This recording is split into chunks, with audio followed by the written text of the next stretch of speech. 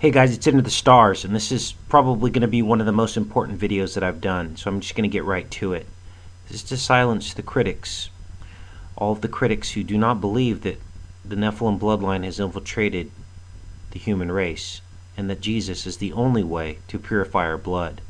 I'm going to show you the exact lineage of the Nephilim bloodline down through the ages, and why the judgments happened against certain peoples in the Bible. I've actually been able to, through much research, come to the conclusion that this, in fact, is the case, that the Nephilim bloodline has proliferated through our history. Now, we're going to start here. Who was Ham? Well, Ham was, of course, on the ark, and we know that Ham was of pure blood. We know that because Noah was of pure blood, and we know that Noah's wife was of pure blood.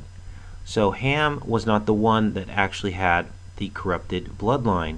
It was Ham's wife who had the bloodline, and I'm going to explain to you why. Now, it says here that Ham begat Cush, Mizraim, Phut, and Canaan. Okay? Now, let's take a look at these names specifically. Cush, Mizraim, Phut, and Canaan. Mizraim we know is Egypt. Now it says here that Mizraim begat the Naptuhim. Does that sound like Nephilim to you? It also says that he begat Casluhim, of whom came the Philistines. Now Mizraim was the son of Ham, of course, which is Mizraim is Egypt. So through Egypt we had the Philistine bloodline, and of course all the Pharaoh, which we see supersized in the hieroglyphics throughout Egypt in the modern day. And of course we identified the Philistines as having the giant bloodline as well. Now Cush actually begat Nimrod, so Cush was Nimrod's father. Okay? Canaan was also a people that is mentioned in the Bible that were of the Nephilim. We're going to show you that. Let's go on to the next part here. Here it says that Cush beget Nimrod, and Mizraim beget Ludim, Ananim, Lahibim, and Nephilim. And Canaan begat the Jebusites, the Amorites, the Girgashites, the Hivites. These were all people that had judgments against them. Now we have already identified that Ham's wife was Nephilim because Canaan was cursed, and I'm going to show you the bloodlines from Ham of giants mentioned in the Bible after this point that prove that Ham's wife was the one who carried the gene. Okay? Now we're identifying here in this portion that Canaan begot all of these people that had judgments against them, the Jebusites, the Amorites, and I'm going to show you that later. I just wanted to establish to you the Cush bloodline that came from Ham. So we've done that here. Now, it goes on here to talk about the Canaanites. We're in Deuteronomy. And this is the judgment that God made against those peoples that we just mentioned. The Amorites, the Perizzites, the Hivites. Remember, these all came from Canaan in this slide here. Jebusites, Amorites, Hivites, okay? The same people. They came from Canaan. And that is why God had to make the judgment against them, to annihilate their race, okay? Now we're following the bloodline. Now here is where we tie in all of the tribes that were mentioned that descended from Canaan, and we tie that in to the actual Nephilim and the giants. This is the story of the scouts that had gone out from the camp of the Israelites, from Aaron and Moses, to scout out the land. And they went to the different lands, the lands that were mentioned as descendants of Canaan. These lands were the Jebusites, the Hittites, the Amorites, the Canaanites, and the Amalekites. Okay, these are many of the names that are mentioned that were descended from Canaan. So what did the scouts have to say? Well, the scouts said that of the land which they had searched unto the children of Israel, the land through which we have gone to search it, is a land that eateth up the inhabitants thereof. Where else do we hear about cannibalism? We hear that in the book of Enoch. The Nephilim consumed men. And here it is in our Bible, showing the same thing. And all of the people that we saw in it are men of great stature. All of the people. So all of these peoples that we just mentioned, which were descended from the Canaanites, were of great statures.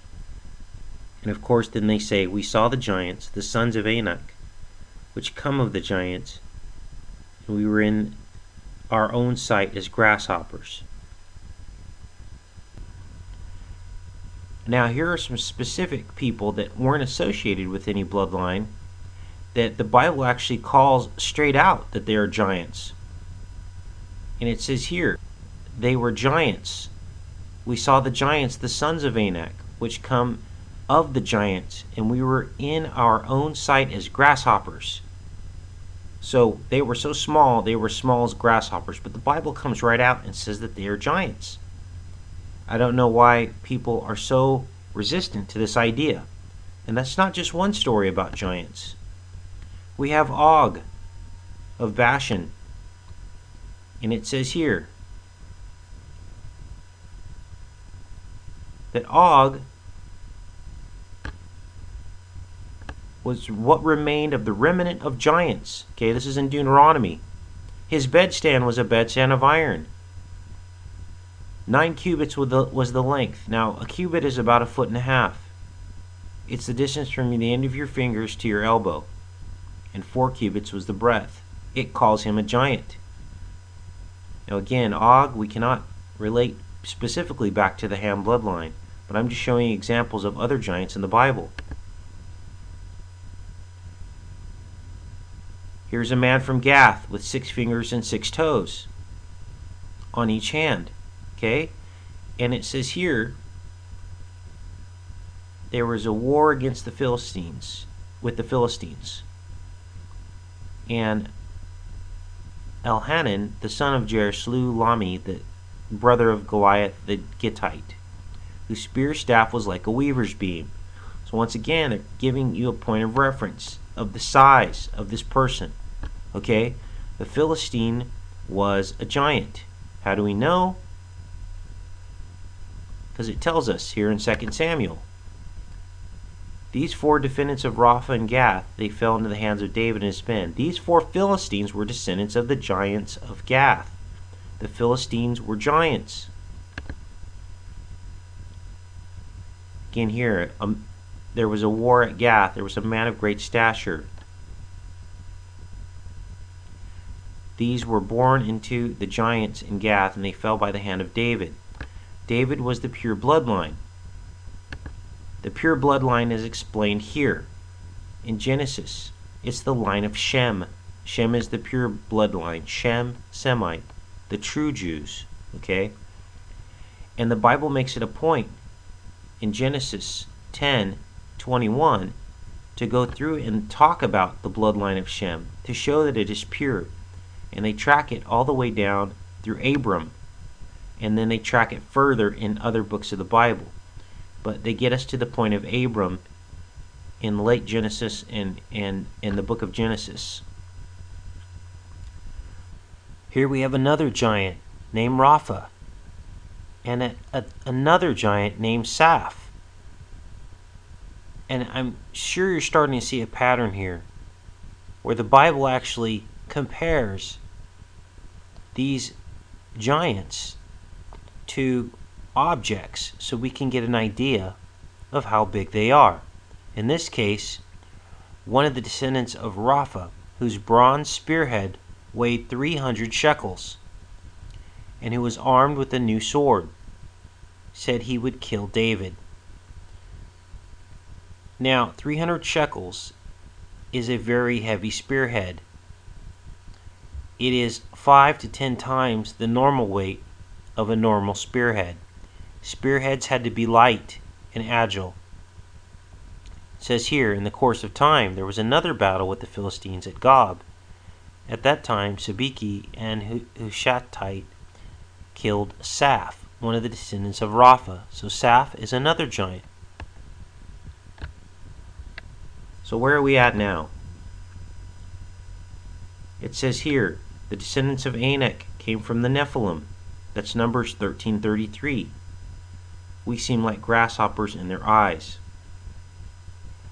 So we have very specific verses showing us exactly what we're dealing with here. The one I think that is most descriptive of where these bloodlines came from is here in 1 Chronicles 1. And it actually names the different tribes that spun off from Canaan. Okay? And then we of course know that Canaan was the son of Ham. Okay? Now hopefully this is making sense to you guys, or at least giving you some references to look through and follow this through. Okay? Because it has been a point of contention. People are very resistant to the fact that amongst all these giants mentioned in the Bible, and I haven't even covered all of them, that we somehow avoided mixing the blood of the Nephilim with the human race. That's ridiculous. It's almost like saying we don't have the blood of Adam. Of course we have the blood of Adam. We descended from him. And as you know, races mix with each other. Now there is one more reference in here that I didn't pull up, and it talks about God telling the peoples, do not mix with these people. It says, do not mix with the Jebusites, the Amorites, the Hivites. Why would he say that? Because of the corrupted bloodline. Okay? He had to keep the bloodline pure down through to Jesus. Okay? So, this is open for discussion, of course, but here's the proof, you guys. We have mentions of giants throughout the Bible. We have the peoples that were annihilated by God, and the peoples and the Israelites. The Israelites were told to annihilate these people. People descended from Canaan. Canaan was cursed. Canaan came from Ham's wife. Ham's wife carried the Nephilim bloodline. We had the Philistines, Anak, Og, all of these giants mentioned in the Bible. You cannot avoid it. It is there. Anyway, you guys, take care and be safe.